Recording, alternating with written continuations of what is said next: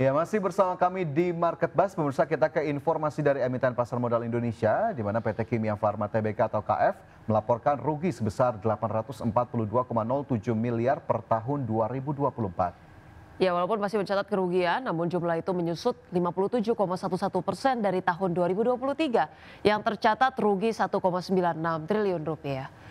Dari segi penjualan, KF membukukan 9,93 triliun rupiah per tahun 2024. Angka ini naik tipis 0,67% dari periode tahun 2023 yang tercatat 9,87 triliun rupiah.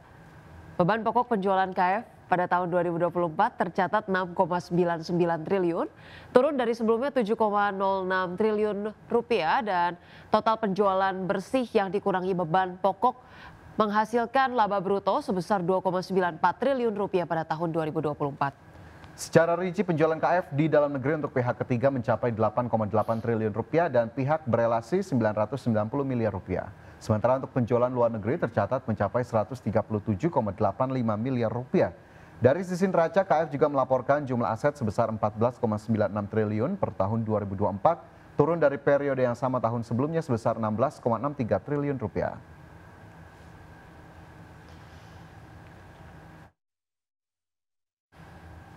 Pemirsa, emiten batubara PT Indo Tambang Raya Megah Tbk atau ITMG mengumumkan transaksi pembelian 585 juta saham emiten nikel PT Adi Kartiko Pratama Tbk. Ya, dalam transaksi tersebut perseroan diketahui mengucurkan dana sekitar 256 miliar rupiah. Dalam keterbukaan informasi, Corporate Secretary ITMG Monica Krisnamurti menjelaskan bahwa perseroan membeli sebanyak 585 juta saham PT Adi Kartiko Pratama atau setara 9,62% dari total modal ditempatkan dan disetor. Ia menyatakan transaksi tersebut bertujuan untuk investasi jangka panjang dan diversifikasi investasi perseroan.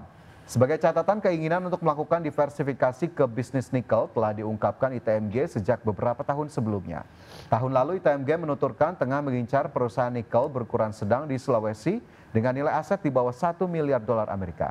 Saat itu manajemen ITMG menyatakan tertarik untuk mengincar perusahaan tambang nikel yang telah memiliki smelter.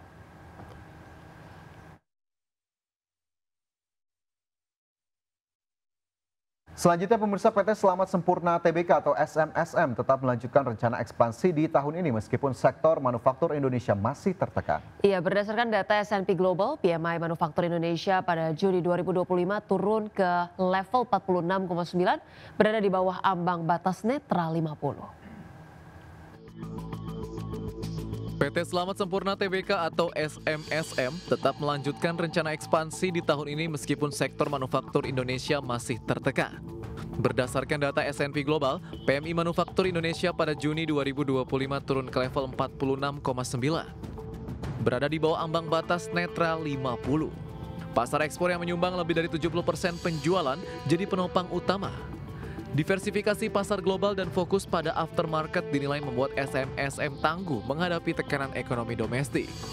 Wakil Direktur Utama SMSM, Ang Andri Pribadi mengungkapkan, ekspansi tetap berjalan sesuai rencana, namun pendekatannya lebih selektif dan berfokus pada efisiensi. Investasi dilakukan untuk meningkatkan produk bernilai tambah seperti otomatisasi, digitalisasi, dan kapabilitas engineering. SMSM juga ditopang oleh posisi keuangan yang sehat dan arus kas yang kuat. Hal ini memungkinkan investasi dilakukan bertahap sesuai prioritas strategis. Meski demikian, SMSM tetap waspada terhadap kondisi makroekonomi. Investasi berkelanjutan dinilai sebagai kunci untuk mempertahankan daya saing dan pertumbuhan jangka panjang. Berbagai sumber IDX Channel.